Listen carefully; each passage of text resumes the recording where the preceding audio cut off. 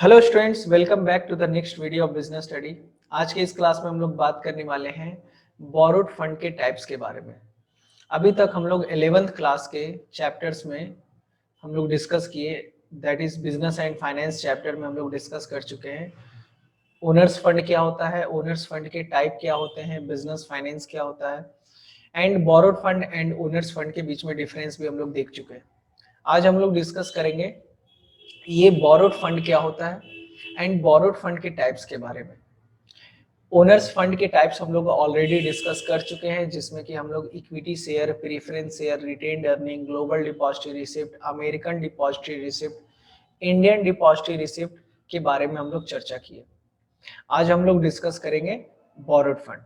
तो जैसा कि आपको पता है, बोरोड फंड मतलब वो फंड होता है जो एक कंपनी, एक बिजनेस लोन के माध्यम से किसी अदर फर्म से, अदर इंस्टीट्यूशन से अरेंज करती है। जैसे मान लीजिए मेरा एक कंपनी है, हमको पैसे का जरूरत है तो हम लोन भी ले सकते हैं। इस प्रोसेस को बोलेंगे बोरोड फंड। तो बोरोड फंड का खास बात क्या होता है कि बोरोड फंड की तरफ से जब भी आप फंड अरेंज करते हैं तो सबसे पहले तो आपको एक रेट ऑफ इंटरेस्ट पे करना पड़ता है। इंटरेस्ट पे करेंगे, फिर रेगुलर रीपेमेंट भी करना पड़ता है, और साथ ही साथ सर्टेन पीरियड के लिए आता है। जैसे लोन जब भी लोगे 5 साल, 6 साल, 10 साल, 8 साल, 9 साल के लिए ही होता है जनरली। ठीक है, 10 साल से अधिक समय के लिए भी हो सकता है, मगर एक पीरियड के बाद आपको वो पे करना पड़ेगा। यानी कि बोरोड फंड में खास क्या होता है कि इंटरेस्ट तो देना ही पड़ता है, साथ ही साथ पूरा का पूरा लोन अमाउंट भी रीपे करना पड़ता है। आपके लिए एक तरीके का एक्सपेंस होता है, आपका बिजनेस का बर्डन जो है इंक्रीज कर देता है।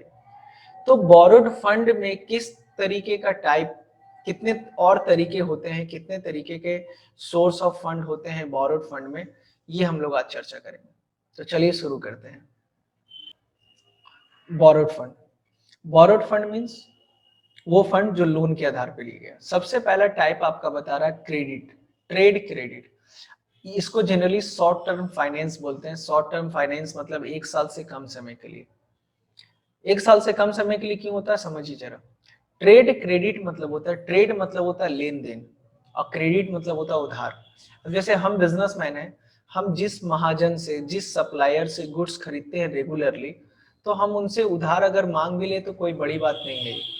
हमको वो बंदा 2 महीने, 3 महीने, 1 साल नहीं तो 5-6 महीने के लिए उधार आराम से दे सकता है। तो ये भी एक तरीके का लोन ही है। अगर हम किसी से परचेज कर रहे हैं और उधार पे परचेज कर रहे हैं तो मेरे लिए वो लायबिलिटी है ना। तो ट्रेड क्रेडिट सबसे पहला जरिया होता है बोरोड फंड के थ्रू अपने बिजनेस में फंड अरेंज करने का। अब देखिए, आप फंड अरेंज करो चाहे रॉ मटेरियल ले आओ, बात तो एक ही है कि आपका लायबिलिटी अराइज हो रहा है।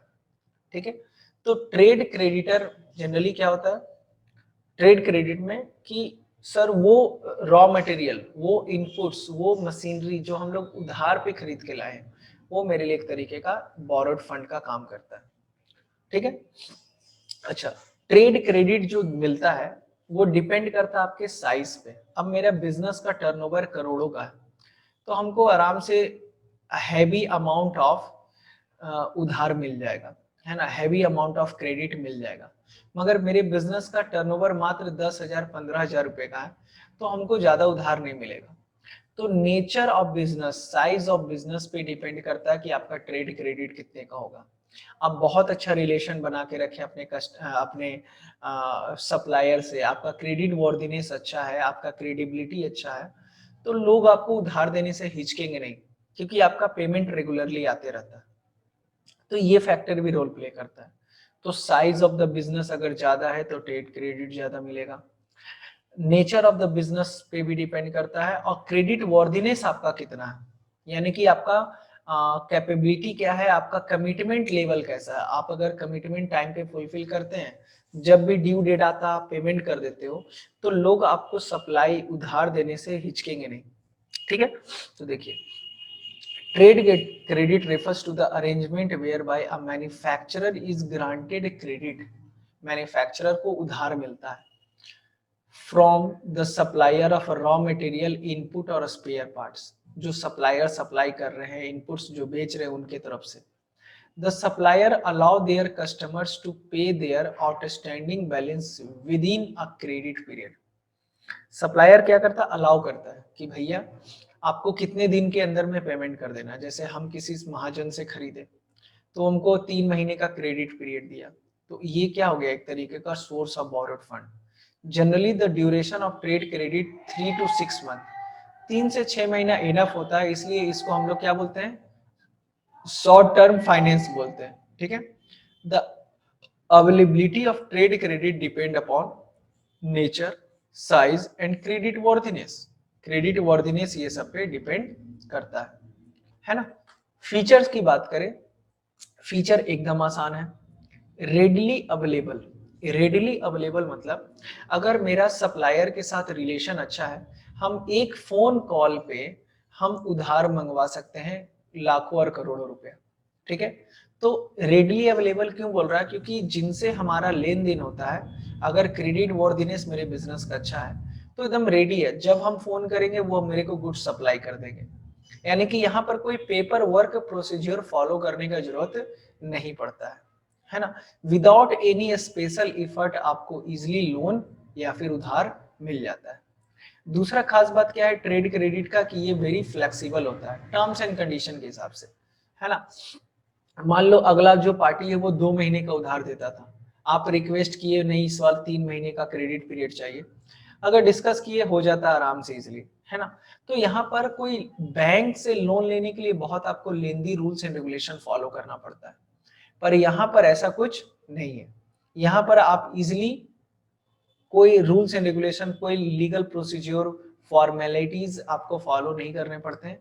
आप बेसिकली क्या करते हैं, आप अपने सप्लायर से बात किए, terms and condition orally discuss किए और काम हो गया।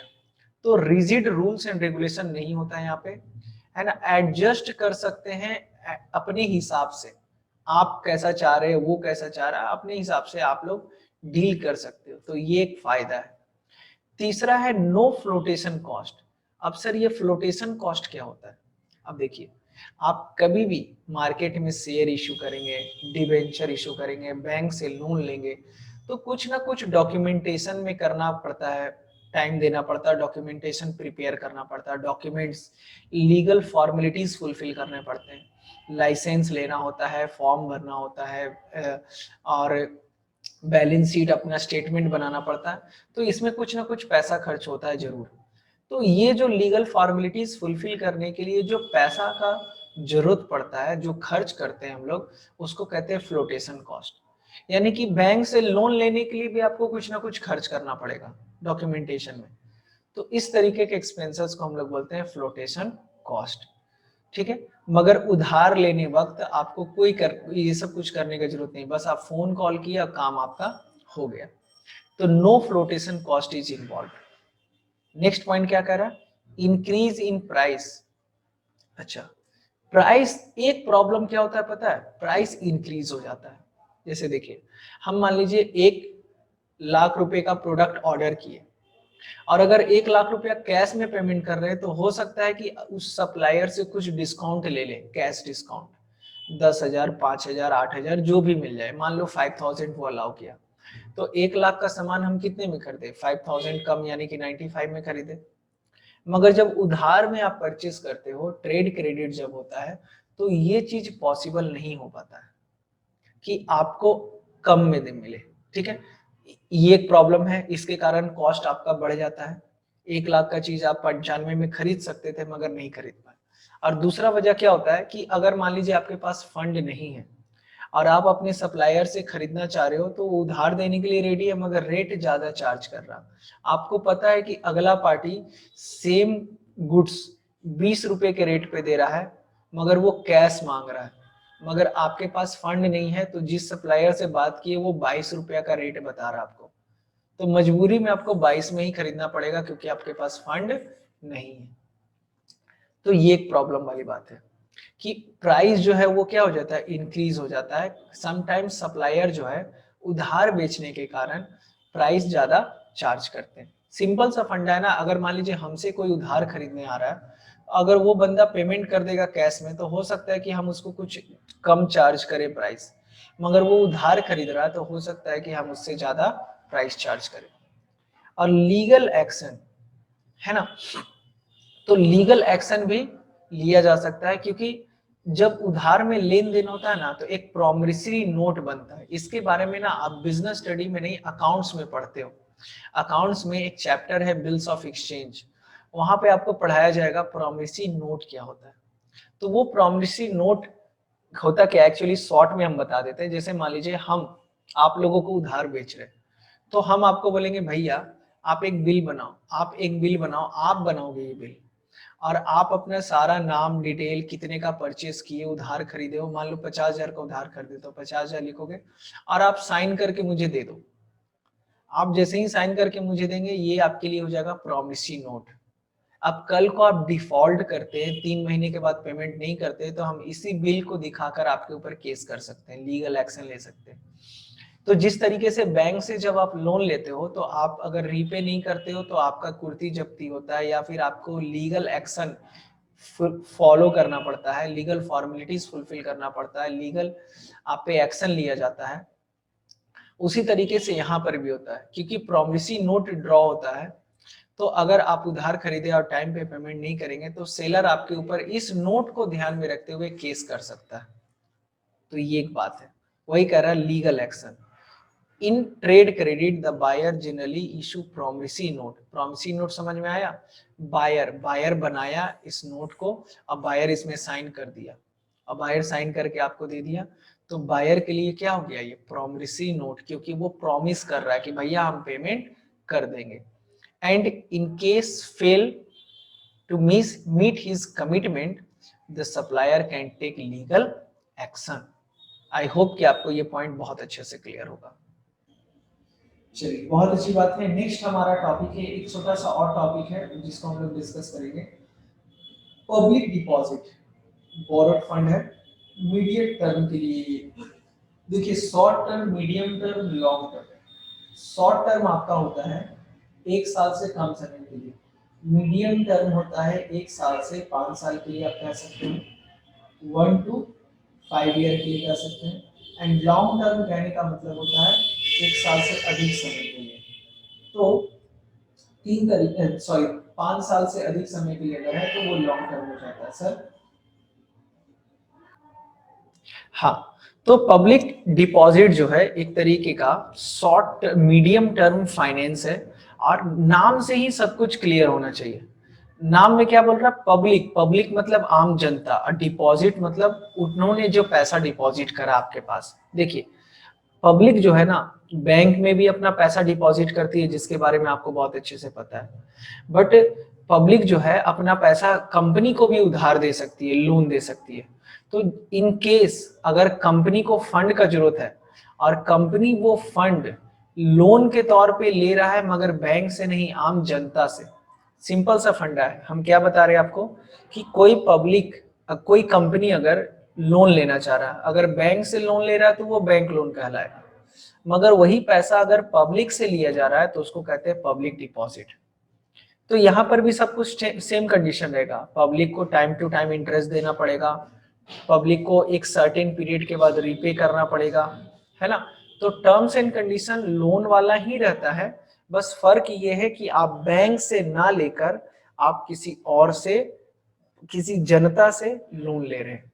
इसके लिए जो लीगल फॉर्मेलिटीज है आपको फुलफिल करते हैं, देन जाके आप पब्लिक से लोन के तौर पे पैसा ले सकते हैं।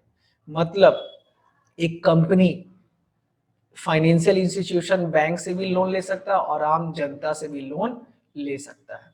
ठीक है, तो चलिए, public deposit refers to unsecured deposit. अच्छा, ये अनसिक्योर्ड होता है, मतलब इसके लिए किसी भी तरीके का कोलेट्रल नहीं रखा जाता है। जैसे हम बैंक से लोन लेने गए तो हमको एक सिक्योरिटी देना पड़ेगा, कोलेट्रल देना पड़ेगा, मगर यहाँ पर मतलब हम बैंक से 50 लाख का लोन ले रहे हैं तो हमको 50 लाख का गिरवी रखना पड़ेगा, कुछ 50 लाख 60 लाख रुपए का रखना पड़ेगा। मगर पब्लिक से जब डिपॉजिट लेते हैं तो कुछ गिरवी रखने की जरूरत नहीं है। A company wishing to invite public deposit place an advertisement in newspaper. और कैसे होता है, तो कंपनी एडवर्टीजमेंट दे देती है न्यूज़पेपर में कि ये कंपनी जो है, मान लो रिलायंस इंडस्ट्री को 1 करोड़ रुपए का जरूरत है, 100 करोड़ रुपए का जरूरत है, जो पब्लिक लोन देना चाहता है दे सकते हैं, कंपनी की तरफ से उसको 9% का इंटरेस्ट मिलेगा। तो ये जो है ये एक तरीके का क्या हो गया, कमिटमेंट हो गया। Any member of the public can fill up the prescribed form and deposit money with the company। और मान लीजिए आप इंटरेस्टेड हैं तो आप फॉर्म फिल करिए, पैसा ट्रांसफर कर दीजिए, आपको टाइम टू टाइम इंटरेस्ट मिलते चला जाएगा, अब बदले में आपको प्रूफ भी मिल जाएगा। ठीक है, तो बहुत आसान पॉइंट है ये, है ना। अच्छा, फीचर्स की बात करें तो सबसे पहला फीचर पब्लिक डिपॉजिट का क्या बता रहा, अनसिक्योर्ड, मतलब किसी भी तरीके का एसेट्स गिरवी नहीं रखा जाता। अच्छा, ये कोलेट्रल जो है ना वो कब यूज होता है, ये तब यूज होता है जब आप नहीं रिपे कर पाएंगे। जैसे हम बैंक से लोन लिए 50 लाख रुपए का और अपने घर का पेपर गिरवी रख दिए कि लीजिए, तो कल को अगर हम रीपे नहीं कर पाएंगे टाइम पे तो बैंक क्या करेगा, मेरा प्रॉपर्टी को बेचकर वो पैसा रिकवर कर लेगा। मगर पब्लिक डिपॉजिट में ऐसा नहीं होता है, आपके नाम पे कोई एसेट्स वगैरह नहीं स्पेसिफाई किया जाता है, तो कल को अगर कंपनी डूबती है तो आपका पूरा पैसा डूब जाएगा, आप किसी भी एसेट्स के ऊपर क्लेम नहीं कर सकते, ये एक प्रॉब्लम वाली बात है। तो जो रिस्क लेना चाहते हैं रिस्क लेंगे। अब जैसे रिलायंस इंडस्ट्री डूबेगा, आपको लगता है डूब सकता है रिलायंस जियो, नहीं, होने को कोई नहीं टाल सकता है, मगर हो भी सकता है नहीं भी हो सकता है, और ज्यादा चांसेस ना का है। फाइनेंस ऑफ वर्किंग कैपिटल, अच्छा चूंकि ये मीडियम टर्म के लिए होता है तो वर्किंग कैपिटल के लिए हम लोग फंड अरेंज करते हैं यहाँ पर। और वर्किंग कैपिटल मतलब क्या होता है, तो वर्किंग कैपिटल मतलब वो पैसा जो जनरली बिजनेस के डे टू डे एक्सपेंसेस को मीट करने के लिए यूज किया जाता है। जैसे मान लीजिए बिजनेस को रन करने के लिए कुछ पैसे की जरूरत पड़ता है, मान लीजिए कंपनी का अभी स्थिति खराब है, कंपनी का जो है फाइनेंशियल पोजीशन अच्छा नहीं है, तो basically day to day working के लिए, डे टू डे बिजनेस के एक्सपेंसेस को मीट करने के लिए फंड का जरूरत होता है। तो कंपनी इस तरीके के फंड को अरेंज करने के लिए पब्लिक डिपॉजिट से पैसा अरेंज कर सकती है। तो इसलिए बोल रहे हैं यहाँ पे फाइनेंस ऑफ वर्किंग कैपिटल। देखिए, the amount raised for public deposit from public deposit is generally used by the company for meeting the requirement of working capital, though they are a primary source of short-term finance, but renewing this can be done through medium term also, है ना। तो public deposit जो है वो short term के लिए भी होता है, मीडियम टर्म के लिए भी होता है, डिपेंड करता है सिचुएशन पे कि कंपनी को कितने समय के लिए चाहिए। ठीक है, और जनरली वर्किंग कैपिटल रिक्वायरमेंट को मीट करने के लिए पब्लिक डिपॉजिट के माध्यम से पैसा अरेंज किया जाता है। और वर्किंग कैपिटल मतलब क्या होता है, डे टू डे एक्सपेंसेस को मीट करने के लिए जो खर्च का जरूरत, जो पैसे की जरूरत पड़ता है उसको वर्किंग कैपिटल रिक्वायरमेंट बोलते हैं। वर्किंग कैपिटल मतलब वर्क करने के लिए जो पैसा चाहिए। Time period, generally time period जो है 6 मंथ टू 3 ईयर बोल रहा है ना, 3 महीने से 6 मंथ टू 3 साल तक का होता है। अब देखिए 6 महीना, 9 महीना, 12 महीने के लिए कर रहे हो पब्लिक डिपॉजिट, ले रहे हो पब्लिक से लोन, तो वो हो जाएगा शॉर्ट टर्म। पर 1 साल, 2 साल, 3 साल के लिए ले रहे हो तो वो हो जाएगा मीडियम टर्म, और 3 साल से अधिक समय के लिए है तो लॉन्ग टर्म। ठीक है, नेक्स्ट कह रहा है सिंपल प्रोसीजर टू रेज, आसानी से आप फंड अरेंज कर सकते हैं, कोई लेंदी प्रोसेस फॉलो करने का जरूरत नहीं है। बस आप क्या करिए, न्यूज़पेपर में इख्तियार दे दीजिए, एडवर्टीजमेंट दे दीजिए कि हाँ ये कंपनी जो है 9% का इंटरेस्ट, 10% का इंटरेस्ट देगी, जो पब्लिक पैसा जमा करना चाहते हैं दे सकते हैं, ये मेरा अकाउंट नंबर है, ये फॉर्म है, ये फॉर्म भर के आप प्रिस्क्राइब फॉर्म में सबमिट करिए, एंड टर्म्स एंड कंडीशन सब कुछ उसमें प्रिंटेड रहता है। जब कंपनी के पास पैसा पहुंच जाएगा तो आपको कंफर्मेशन मिल जाएगा, और आपके अकाउंट में हर साल या है ना टर्म्स एंड कंडीशन के हिसाब से इंटरेस्ट भी आते जाएगा, और साथ ही साथ टाइम पे रीपे भी कर दिया जाएगा, है ना।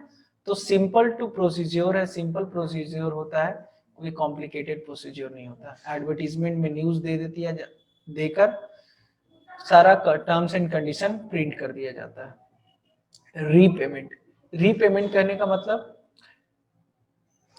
आपको पूरा का पूरा a company which has public deposit is required to set aside 10% of the deposit maturing at the end of the year. The amount so set aside can be used for repaying public deposit. देखिए होता क्या है कि वो company जिसको public deposit offer जो ले रही है, पब्लिक डिपॉजिट के माध्यम से लोन ले रही है, वो जितना भी, जैसे मान लीजिए हम 1 लाख रुपया पब्लिक से लोन लिए, ठीक है, और ये लोन का रीपेमेंट मुझे करना है 2020 के एंड में, तो हम 10% अमाउंट पहले से ही साइड रखेंगे. 10% किसका? 1 लाख का, यानी कि 10,000 रुपया. 10,000 रुपया हम पहले से साइड रखेंगे और ये पैसा को यूज कब करेंगे? जब रीपेमेंट की बारी आएगी. तो ऐसा इसलिए बोल रहा है क्योंकि शॉर्टेज ना हो फंड का.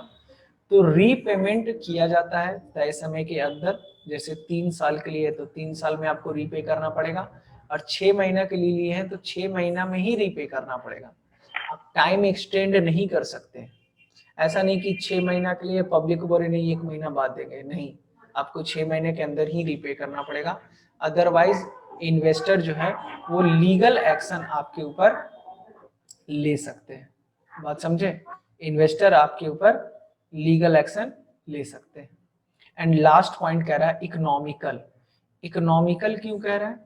क्योंकि देखो यहाँ पे फंड अरेंज करना ना वेरी कम कॉस्ट में, ना कोलेटरल रखने का जरूरत है, ना लीगल प्रोसीज्योर ज्यादा फॉलो करने का जरूरत है, ना किसी मीडिएटर का जरूरत है. आप इजिली बस न्यूज़पेपर में ऐड डालते हैं और आपके पास लोग पब्लिक डिपॉजिट कर देते हैं. अब देखो पब्लिक डिपॉजिट के माध्यम से उन्हीं कंपनी में पैसा जाता है जो कंपनी रेप्यूटेड होते हैं. अब हम एक नया नया कंपनी स्टार्ट किए हैं और पब्लिक से लोन मांगने लगेंगे तो नहीं मिलेगा.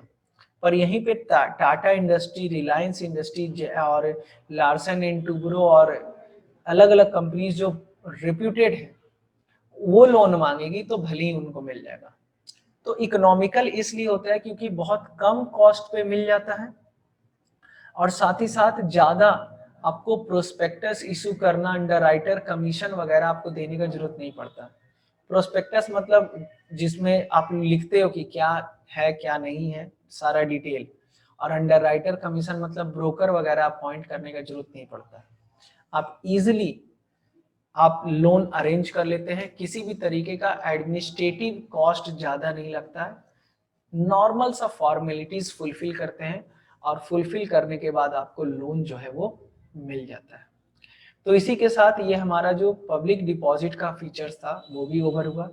तो आज के क्लास में हम लोग 2 पॉइंट पढ़े. बोरोड फंड में ट्रेड क्रेडिट्स के माध्यम से पैसा आता है, तो ट्रेड क्रेडिट क्या होता है और उसके फीचर्स को पढ़े. और दूसरा पब्लिक डिपॉजिट क्या होता है और पब्लिक डिपॉजिट के फीचर्स को पढ़े. तो फिलहाल आज के क्लास में बस इतना ही. Thank you so much.